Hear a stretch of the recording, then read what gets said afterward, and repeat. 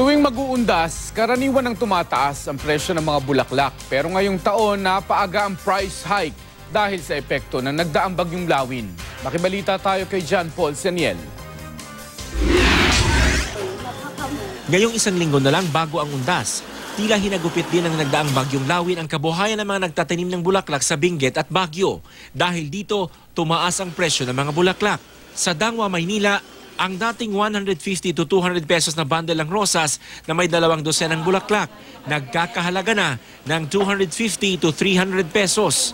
Ang Malaysian mums na mula 50, nasa 100 pesos na kada dosena. Ang anthurium na dating 80, ngayon 120 pesos na ang dosena. Habang ang astromeria, dating 8 to 10 pesos, ngayon 30 to 50 pesos kada dosena.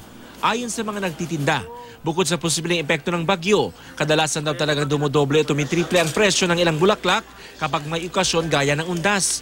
Siguro dahil sa bagyong Lawin, tas biyahe, dahil na yung mga pananim din nila nasira.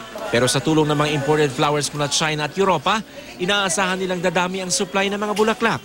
Na siya naman daw nagpapababa ng presyo ng mga bulaklak mula norte. Sa Agdao Public Market naman sa Davao City, wala pang pagalaw sa presyo ng iba't ibang klase ng bulaklak.